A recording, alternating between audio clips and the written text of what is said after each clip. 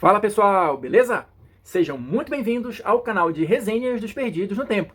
E hoje eu vou começar um tipo de conteúdo diferente aqui no canal, tá? Por isso já peço logo, claro, o feedback de vocês, sugestões do que a gente pode melhorar aqui nesse tipo de conteúdo. Mas a ideia é, ao longo deste ano, trazer vários vídeos abordando diferentes temas sobre D&D. Porque, claro, o RPGista ali que está mais ligado no movimento, está mais atento, com certeza já sabe que em 2024, o D&D completa 50 anos. Então, o primeiro RPG, o RPG mais famoso do mundo, o RPG mais jogado, chame como quiser, concorde ou não com essa afirmação, D&D é um fator extremamente importante para o desenvolvimento do RPG no hobby que nós conhecemos hoje. Então eu acho que vale a pena a gente revisitar algumas coisas, de repente fazer algumas ponderações aqui e, claro, de uma maneira ou outra, celebrar os 50 anos do D&D.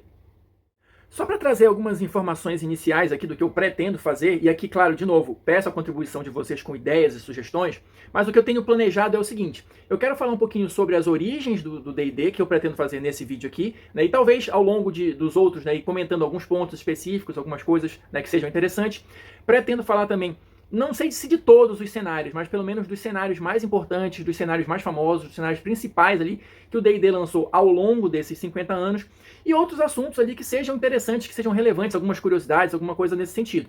Claro, óbvio e evidente que eu não tenho pretensão nenhuma de esgotar o tema. Se você buscar na internet, você vai encontrar dezenas, centenas, milhares de informações a respeito do D&D, muitas vezes informações até contraditórias, especialmente sobre essa questão das origens e tudo mais. Então, eu não pretendo de forma nenhuma esgotar o tema e muito menos dar a palavra final sobre ele, tá? Então, pesquisem, descubram outras coisas, outras curiosidades. A minha intenção aqui é só selecionar algumas que eu acho mais interessantes e tentar construir essa cronologia ali do D&D ao longo dos 50 anos.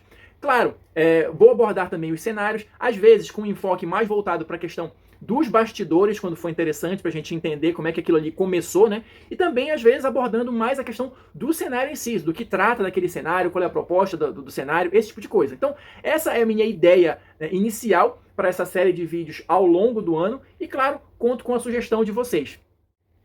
Então, vamos lá, pessoal, para a gente tentar começar a montar aqui o nosso quebra-cabeça, a nossa cronologia do D&D. Claro que se a gente for pesquisar ali mais a fundo, a gente pode, de repente, identificar várias coisas muito mais antigas que podem, de uma maneira ou outra, direta ou indiretamente, ter influenciado na questão do surgimento do RPG como a gente conhece. Teatro, o hábito de contar histórias, todo esse tipo de coisa. Mas se a gente tentar olhar assim num ponto mais próximo da gente, na história, a gente vai identificar ali que em meados dos anos 60, existia lá nos Estados Unidos um grupo que se organizava para jogar jogos de guerra, ou wargames, que eram aqueles jogos com miniaturas ali, simulando batalhas, simulando combates táticos e esse tipo de coisa. Isso aí já rolava, como eu falei, desde meados da década de 60, mas tem um marco que eu considero importante nessa história toda, que é o lançamento, a primeira publicação, ainda que de forma meio amadora, de um conjunto de regras para esse wargame, que era chamado Chainmail. E essa publicação aconteceu em 1971, na Gen Con, que era ali a convenção da galera dos wargames, que acontecia ali anualmente e tal, onde gente de todo o país, basicamente, ou da região próxima ali, se reunia para jogar e trocar informações. Então, em 1971, acho que, salvo engano, foi na segunda ou na terceira Gen Con, alguma coisa nesse sentido, foi publicado esse conjunto de regras chamado Chainmail. E o Chainmail está intimamente ligado com a origem do D&D. Mas o que o Chainmail tem a ver com o D&D? O Chainmail foi escrito pelo Gary Gygax e por um outro cara chamado Jeff Perrin. E como eu falei, era um conjunto de regras para esse wargame, para esse jogo tático ali de combate entre miniaturas. Só que a ideia é o seguinte: aquilo foi se expandindo e foi tomando um corpo maior. Ou seja, ali, quando a galera começou a se empolgar de fato e a Gen Con começou a crescer cada vez mais, as pessoas começaram a se perguntar como elas poderiam expandir esse wargame. O que aquele jogo poderia oferecer para elas, além do que já estava rolando ali. E isso, entre várias outras situações que eu vou comentando aqui ao longo dos vídeos, gerou a criação do D&D. A primeira edição do D&D é de 1974, tá? Dizem que até inclusive foi publicado em janeiro de 74, enfim. Mas a ideia é justamente expandir o wargame. A ideia é justamente ir além do wargame. Porque olha só, como uma premissa básica ali dos jogos de guerra, você controlava ali unidades e montava o combate ali naquele tabuleiro, naquela miniatura, naquela representação do campo de batalha. A ideia do RPG ou do D&D inicialmente era justamente você abandonar essa questão das unidades táticas, das unidades de combate e ter personagens individuais. Era tipo assim, se eles estavam encenando uma batalha lá que o objetivo era conquistar aquele castelo, e aí o exército A conseguia conquistar o castelo, o que acontecia depois? Né? Monta o tabuleiro de novo e começa a jogar? Não, por que a gente não consegue desenvolver a história a partir daí? A ideia é mais ou menos essa aqui. E claro, o cenário do D&D, assim como os wargames de uma maneira geral, eram muito baseados, muito inspirados na fantasia medieval europeia. Existem wargames, claro, que vão simular outros tipos de combate, até combates reais e tal, com exércitos contemporâneos, esse tipo de coisa. Mas, de uma maneira geral, permeava muito ali no imaginário daquela galera a fantasia medieval europeia. Tá? Com todas as questões, com todos os problemas que isso veio acarretar depois ao longo dos anos, mas essa é uma outra situação para a gente abordar mais na frente. A ideia é que o D&D surgiu dessa expansão do Wargame e trouxe já na sua primeira edição muitos conceitos que hoje são básicos para a gente, mas que na época eram inovadores, assim, ou eram a primeira tentativa de você tentar criar essa questão dos heróis individuais ali, dos personagens individuais com as suas características específicas. Então, conceitos como as habilidades, as classes, a questão dos níveis, né? Conforme você vai avançando de nível, o personagem vai ficando mais poderoso, a existência das raças, a classe de armadura, a própria questão do conceito, né? Dos monstros, dos tesouros, né? Da dungeon, de ter uma masmorra ali repleta de armadilhas, de truques e tal, cujas recompensas seriam justamente os tesouros, ou os itens mágicos, ou a experiência para você ir subindo de nível. Todos esses conceitos, de uma maneira ou outra, já estavam presentes ali no D&D desde a sua primeira edição. Mas não era só isso. A primeira edição do D&D já tinha também regras, por exemplo, para viagens longas, para viagens por terra, por mar, regras para você construir a sua própria fortaleza, o seu próprio castelo, que era, entre aspas, aqui meio que o objetivo final ali, quando seu personagem chegava num determinado nível, ele já poderia ter o seu próprio castelo, o seu próprio forte, e aí ter o gerenciamento daquele local, daquela região, esse tipo de coisa. E é interessante mencionar aqui também que, como tudo que eu estou falando aqui surgiu como uma ideia de expandir os jogos de guerra, né, os wargames, tudo era feito e pensado nessa questão das viagens, dos mapas e tal, numa escala que fosse adaptada ou adaptável para as miniaturas, tá? Então, se você tinha ali um mapa de viagem, você fazia aquilo ali numa certa escala e tudo mais, porque era, na cabeça da galera ali, uma expansão do jogo de guerra.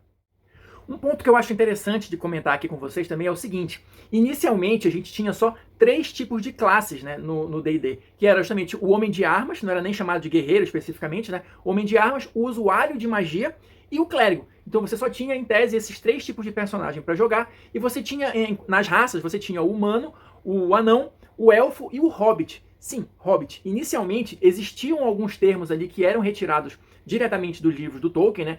Eu encontrei referências à menção de hobbits, de entes, né? Só que depois, por questão de direitos autorais e etc e tal, e outras situações que vocês vão encontrar diferentes explicações para isso ao pesquisar, mas esses nomes foram substituídos, né? Então, os hobbits viraram os halflings e os entes viraram os treantes, salvo engano, que são aqueles homens árvores e tudo mais. Então, essa galera já estava aí desde o início, desde a primeira edição do D&D.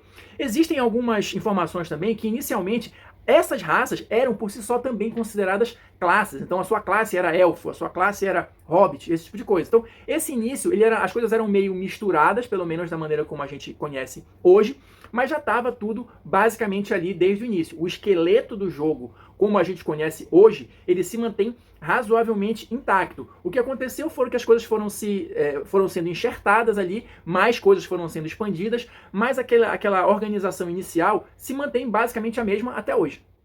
Algumas outras questões que eu acho interessante também aqui de apresentar para vocês é o seguinte: se você reparar bem, nessas regras iniciais ali do D&D, nessa primeira edição, ninguém falava de cenário, tá? Não existia cenário. Era só um conjunto de regras. Por quê? De novo, era a expansão do wargame. Então a ideia era que você, em tese, começasse ali pelo wargame, pelo tabuleiro em si, e de repente expandisse a partir dali. Mas você não tinha essa ideia de criar todo mundo ali com a história, com a política, com nada disso. Era simplesmente uma expansão da diversão que começava ali no tabuleiro, no cenário montado ali para o jogo de guerra.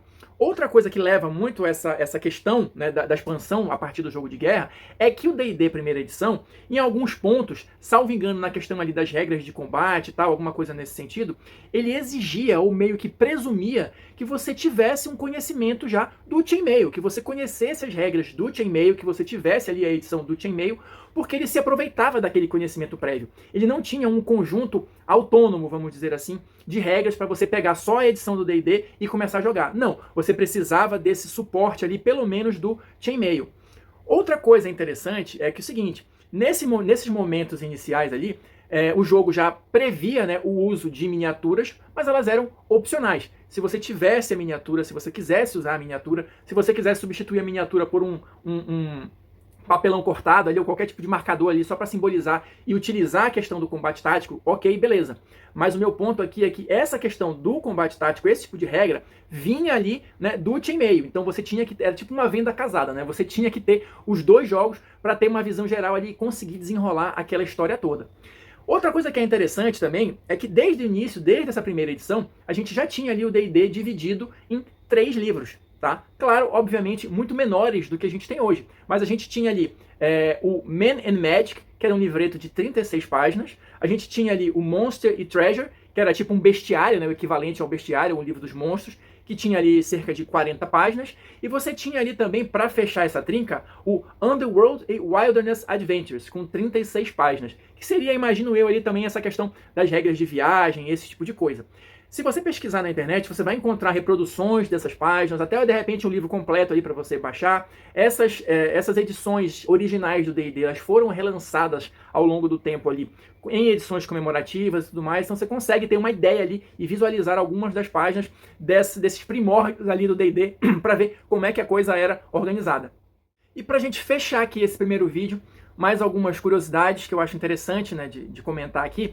Como a gente está falando, o D&D ele começou de fato de uma forma bem amadora, né? Você tinha ali, né, um grupo de amigos que se reunia, que queria expandir o jogo que eles gostavam, começaram a criar ali algumas regras, chegaram a publicar de fato em editoras pequenas, né, com tiragem bem limitada, o chainmail, o D&D primeiro também foi assim, né, uma coisa meio amadora, quase que um fanzine, e isso se refletia muito também na questão das ilustrações, tá? A galera que fez as ilustrações da primeira edição do D&D era basicamente assim, qualquer um que soubesse rabiscar alguma coisa ali, mais ou menos, que desse para entender, né? Era uma galera amadora mesmo, ganharam muito pouco dinheiro em relação a isso, justamente porque era uma coisa amadora, né? E pelo que eu consegui encontrar de informação, eles ganhavam poucos dólares por cada ilustração, né? E a primeira tiragem teve aproximadamente aí 1000 exemplares, e o acordo era, a cada nova tiragem, né, a cada novos 1000 exemplares que fossem impressos, a galera que fez as primeiras ilustrações ganhava de novo o mesmo que eles tinham ganho para fazer a primeira tiragem, né, a primeira impressão. Mas uma coisa que eu acho interessante também de comentar aqui em relação às ilustrações, para a gente fechar, é que muitas das ilustrações dessa primeira edição do D&D foram inspiradas de alguma forma, né, por ilustrações de histórias em quadrinho, especificamente da revista Strange Tales, salvo engano a edição 167, de histórias do Doutor Estranho e do Nick Fury, que a Strange Tales ela trazia 2 histórias por edição, né, e nesse período as 2 eram do Nick Fury e do Doutor Estranho. Então essa edição especificamente ela serviu de inspiração para algumas das ilustrações que abrilhantam aí, né, a primeira edição do D&D. Eu vou tentar colocar aqui algumas imagens para vocês fazerem essa comparação, mas de fato são bem semelhantes. Então provavelmente a pessoa que fez as edições do D&D estava com a revista aberta ali do lado, deu aquela, né, copiada aqui entre aspas, né, se inspirou ali na ilustração para fazer a primeira edição do D&D. E o resto é história. Então é isso, pessoal. Vou ficando por aqui. Espero que tenha sido interessante esse primeiro vídeo aqui, essa minha tentativa de homenagem aos 50 anos do D&D. Espero o feedback de vocês através aí dos comentários, né? Para ver se vocês gostaram, se tem alguma outra sugestão de temas que eu posso abordar futuramente, além do que eu já disse que eu ia fazer aqui, né? Então, quem assistiu até agora, muito obrigado. Deixa aí seu like, seu comentário, que é mais importante do que nunca. E a gente se encontra nas próximas resenhas.